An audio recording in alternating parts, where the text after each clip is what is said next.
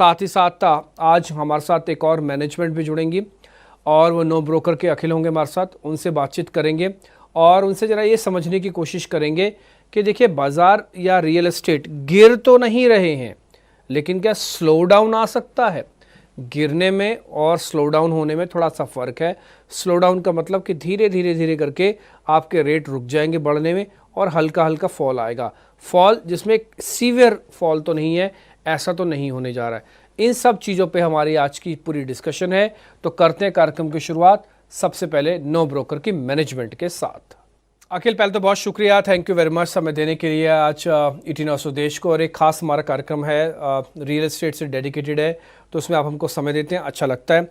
मेरा पहला क्वेश्चन यही है कि स्लो डाउन लग रहा है आपको आ सकता है? कुछ कुछ जगहों पर रेट इतने ज़्यादा बढ़ चुके हैं या डिमांड में हल्का सा धीमापन क्या उस जगह के प्राइजेस को रोक सकता है, वहाँ की ग्रोथ को, वहाँ की डिमांड को कम कर सकता है क्या? एक बार आपका टेक इस पे चाहिए। देखिए, आई थिंक बहुत ही अच्छा सवाल है। और प्रॉपर्टी में स्लो डाउन आ रहा है या रेट कम होने वाली है, इस पे मैं आपको थोड़ा सा विस्तृत में जवाब देता हूँ कि कैसे सिस्टम चलता है। तो बेसिकली अगर आप देखेंगे, सन 2000 से 18 तक रियल स्टेट में ज़्यादा कुछ हुआ नहीं था, क्योंकि इंडियन रियल स्टेट एक ट्रांसफॉर्मेशन से जा रहा था। रेरा आ रहा था, डिमोनेटाइजेशन हुआ था। तो इन सब में क्या हुआ है, उसके बाद से जब से रेरा आया है, रेरा एक बहुत ही अच्छा लॉ है। उससे जो भी बिल्डर जिनका इंटेंट नहीं था कस्टमर को सर्व करने का, वो सब अब मार्केट में से निकल चुके हैं। So there is a consolidation. और अब जो बिल्डर्स हैं, they are looking for genuine service to the customers. अब इसके बाद आया कोविड। कोविड के अंदर हमने एक बहुत बड़ा बूम देखा, जिसमें बहुत जबरदस्त डिमांड आई घरों के लिए।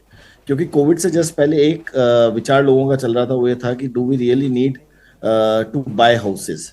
पीपल वर थिंकिंग कि यार हम रेंट पे रह लेंगे, हम किराए की गाड़ी चलाएंगे, हम उबर ओला में घूमेंगे और उस तरीके से हो जाएगा। बट जब कोविड आया तो लोगों ने रियलाइज किया कि खुद के घर की बहुत बड़ी वैल्यू है। तो उस समय एक बहुत पेंट अप डिमांड आई। और जब वो डिमांड आई तो हमारी सालों की जो इन्वेंट्री बची हुई थी वो खत्म हो गई। उससे बहुत ज्यादा लॉन्चेस हुए। तो एवरी डेवलपर स्टार्टेड लॉन्चिंग। तो 23 और 24, जो कि 24 के अंदर पीक हुआ, हमारे पास इतने लॉन्चेस हुए। और जब रेट्स बढ़े तो बहुत सारे इन्वेस्टर्स मार्केट में आए। तो अभी तक जो था उसमें दोनों तरीके की डिमांड थी, बहुत सारे इन्वेस्टर्स भी थे और बहुत सारे एंड यूजर्स भी थे। अब जो हो रहा है उसमें, क्योंकि अब रेट स्टेबलाइज हो रही है, कोई भी चीज जिस रेट से बढ़ रही है उस रेट से हमेशा नहीं बढ़ सकती। अगर आप रियल एस्टेट के रेट देखें तो 2021 से लेके 20 से लेके 24-25 तक कहीं कहीं पे रेट दुगने भी हो गए। तो अब आप ये नहीं अज्यूम कर सकते कि हर 5 साल में रेट दुगने हो जाएंगे, क्योंकि उस रेट से ना हमारी इनकम बढ़ रही है, ना लोगों की सैलरी बढ़ रही है, ना हमारा पर कैपिटा बढ़ रहा है। तो रेट में स्लो डाउन आना था, जो अब आया है। बट उससे हमें जो हमारा डेटा दिख रहा है, उससे हमें ये नहीं दिख रहा है कि रेट्स कम हो रहे हैं। रेट्स बढ़ नहीं रहे हैं, प्लेट्यू हो रहे हैं। और सब जगह सिस्टम ऐसा ही चलता है, बहुत तेजी से रेट बढ़ते हैं, फिर प्लेट्यू होता है, फिर वापस से पेंटअप डिमांड आएगी, फिर रेट बढ़ेगा। तो अगर आप अभी शहर देखेंगे, बैंगलोर, हैदराबाद, उसमें अभी भी बहुत डिमांड है। हैदराबाद में तो इनफैक्ट लास्ट क्वार्टर में जब हम देख रहे हैं तो 7,400 पर स्क्वायर फीट की जो रेट थी वो 7,800 के आसपास आ गई है। तो 5% का इंक्रीमेंट हुआ है पिछले क्वार्टर में। बाकी सब शहरों में ये प्लेट्यू चल रहा है। But there is a very big demand for and users. और लॉन्चेस अब कम हो गए हैं, बट जो पहले लॉन्चेस हुए थे वो अब बिल्डर्स के खत्म होने लगे हैं। तो अब लॉन्चेस उत तेजी से नहीं हो रहे हैं क्योंकि रेट्स स्टेबलाइज्ड हैं। बट कहीं पे भी हमें रेट्स कम होते हुए तो अभी क्या हाल फिलहाल में नहीं दिख रहा है। ओके, ठीक है। अखिल, एक चीज़ और समझनी है आपसे। आपको नहीं लगता कि इस समय एक ऐसा समय भी है जब रेंटल मार्केट्स के लिए भी प्रॉपर पॉलिसीज़ होनी चाहिए? अभी आपने मेरे को रेरा का एग्जांपल दिया, आपने ये भी बताया कि अब पुराने जो जिनकी इंटेंशन ख़राब थी वो सारे बिल्डर्स छट रहे हैं, पॉलिसी फ्रेमवर्क अच्छा हुआ है, रेगुलेशन कंप्लाइंसेस बड़ी हैं। आपको लगता है कि रेंटल को लेकर एक बड़ी पॉलिसी लेके आने की ज़रूरत है? हम तो इस बार के बजट में भी यही एक्सपेक्ट कर रहे थे, बट अनफॉर्चुनेटली आई नहीं। थोड़े थोड़े कदम उठाए गए, बट एक प्रॉपर रेंटल पॉलिसी चाहिए। सर, अगर आप 3 साल पीछे जाएंगे ना, तो 2021 में एक बिल पास हुआ था, मॉडल टेनेंसी एक्ट। हम्म। उसने पूरी गाइडलाइंस दी हुई हैं। तो सेंटर ने एक एक्ट पास किया है which states have to implement. तो अगर आप महाराष्ट्र में देखेंगे, महाराष्ट्र में आपका जो रेंटल एग्रीमेंट होता है उसको प्रॉपर रजिस्टर करना पड़ता है, जहाँ पे टेनेंट को केवाईसी, ओनर को केवाईसी बहुत अच्छे से इम्प्लीमेंट हुआ है सन 1991 के बाद, जब हमारे यहाँ पे अटैक हुआ था मुंबई में, उसके बाद वो इम्प्लीमेंट हुआ था। Similar kind of law and guidelines have been set where आपका कितना मैक्सिमम डिपॉजिट होना चाहिए। If I am not wrong, 2 से 3 महीने का मैक्सिमम डिपॉजिट है जो उस टेनेंसी एक्ट में कहता है। और आपका केवाईसी किस तरीके से होगा, आपको रेंटल एग्रीमेंट रजिस्टर करना पड़ेगा। बट प्रॉब्लम यह है कि हमारे यहाँ पे लॉ सेंटर बनाता है, इम्प्लीमेंट स्टेट्स करते हैं, तो अभी स्टेट्स ने इम्प्लीमेंट नहीं किया है उनको। And I am not sure वो कब होने वाला है, बट वो जब एक्ट आएगा और वो जब स्टेट इम्प्लीमेंट कर देंगे, वो बहुत अच्छे से स्ट्रीमलाइन कर देगा चीजों को। क्योंकि रेंटल्स में अभी भी प्रॉब्लम है। बॉम्बे बैंगलोर में अगर आप देखेंगे तो ओनर्स जो है वो 8 से 10 महीने का डिपॉजिट मांगते हैं।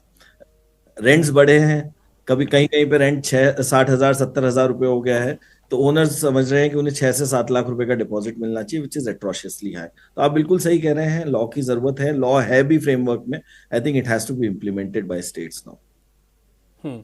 अखिल, एक और चीज़ भी है, क्योंकि आपकी कंपनी पैन इंडिया सर्व करती है तो आपके पास मेरे से कहीं ज़्यादा अच्छा एक्सपीरियंस भी हो सकता है फीडबैक के तौर पर। वो ये है कि कई जगहों के प्राइजेस एबनॉर्मली राइज हुए हैं। ये गुड़गांव को देख के कई बार ऐसा लगता है, कई बार बेंगलुरु को देख के लगता है, और कई बार कई सिटीज़ के रेट अभी भी बहुत अच्छे से नहीं बढ़े। एग्जाम्पल के लिए अगर आप भोपाल जाएं तो शायद आपको अभी भी थोड़ा कंफर्ट आ जाए, और अगर आप थोड़ा बहुत अलीगढ़ की तरफ जाएं तो शायद आपको थोड़ा बहुत कंफर्ट आ जाए, है ना। तो आप मेरे को थोड़ा ये रैशनैलिटी के साथ बता सकते हैं कि ये मार्केट एक्सट्रीम ओवरबॉट हो चुकी है, इनमें थोड़ा सतर्क रहो, और ये अभी भी थोड़ा अंडर वैल्यूड है, इसमें थोड़ा एग्रेसिव हो जाओ। थोड़ा ये गाइडेंस दे देंगे, रिसर्च तो हम करेंगे, पेपर्स तो हम निकालेंगे ही, बट थोड़ा आप हमको सिटीज़ वाइज या एरिया वाइज मार्क कर दें तो। बिल्कुल, तो मैं आपको समझाता हूँ कि कैसे चलता है। कि अगर आप बोलिए एक ही जमीन का टुकड़ा है, उसी के ऊपर अगर सेम हम्म। बिल्डर घर बना रहा है भोपाल के अंदर और सेम बिल्डर घर बनाता है बैंगलोर के अंदर, प्राइसिंग 3 से 4 गुना का डिफरेंट हो जाता है। उसका रीजन है सप्लाई डिमांड। करेक्ट। आप देखिए इंडिया में आज भी 5 6 7 ही शहर हैं जहाँ पे एम्प्लॉयमेंट जनरेट होता है, जहाँ पे अर्बनाइजेशन होता है। आज जब बच्चा 18 साल का होता है, कॉलेज में जाता है, कॉलेज से पास होता है, तो उसके पास क्या ऑप्शन है? वो जाएगा बैंगलोर, वो जाएगा बॉम्बे, वो जाएगा दिल्ली, वो जाएगा चेन्नई, और कुछ और शहर है जहाँ पे जाएगा नौकरी करने के लिए। तो जिस तरीके का इन्फ्लक्स इन शहर में हो रहा है, there is a great demand for housing. और उसी वजह से इन सब बड़े शहरों में, मेट्रोज में एंड टीयर 1 सिटीज के अंदर बहुत घर आ रहे हैं, बहुत डिमांड है, सैलरीज यहाँ पे ज्यादा है, इसलिए रेंटल भी ज्यादा है। तो आप जब कंपेयर करेंगे भोपाल से दिल्ली को या भोपाल से बैंगलोर को, तो आपको भोपाल की रेट सॉफ्ट लगेगी। बट भोपाल की रेट में भी अगर आप जाके देखें कि वहां पे कितने लोग फ्लैट खरीद रहे हैं, कितने लोग फ्लैट खरीदना अफोर्ड कर सकते हैं, उनकी पर कैपिटा, उनकी सैलरी, उनकी इनकम के हिसाब से वो वहां पे डिफाइन होता है। तो वो ऐसा आप कभी भी नहीं कह सकते कि कहीं पे ओवरबॉट हो गया है, यहाँ पे प्राइसेस बहुत ज्यादा चले गए। जैसे आपने गुड़गांव का एग्जांपल लिया, गुड़गांव में डीएलएफ की प्रॉपर्टीज हैं जो कुछ कुछ 50,000 स्क्वायर फीट, 1 लाख रुपए स्क्वायर फीट तक भी चली जाती हैं।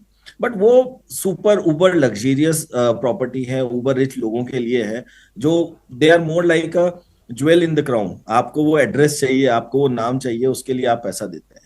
सिमिलर प्रॉपर्टीज आपको बॉम्बे में भी मिलेंगी। अभी एक बहुत बड़े इंडस्ट्रियलिस्ट ने भी एक पूरी बिल्डिंग खरीदी है 400 साढ़े 400 करोड़ के हम्म। अंदर। तो वो तो सब जगह पे होगा, डिमांड सप्लाई ही गवर्न करेगा। और अगर आपको कोई एक अच्छी चीज चाहिए और जो आपको एड्रेस अपना बनाना है, उसके लिए पीपल आर रेडी टू पे money who has it. But अगर आप सप्लाई डिमांड के हिसाब से देखेंगे तो कुछ इंडिया में 7 8 10 शहर ही हैं जहाँ पे जॉब्स हैं, अर्बनाइजेशन हो रहा है, लोग मूव हो रहे हैं। तो नेचुरल टेंडेंसी है कि रेट्स बढ़ेंगे और वहां पे रेट्स दूसरे शहरों से ज्यादा होंगे। तो आप जयपुर, भोपाल, इंदौर को जब कंपेयर करेंगे बैंगलोर, दिल्ली और चेन्नई एंड इन सब सिटी से, तो आपको बहुत वेरिएशन दिखेगा। हो सकता है कि आपको छोटे शहरों में 4,000 साढ़े 4,000 रुपए स्क्वायर फीट में बहुत अच्छा घर मिलेगा।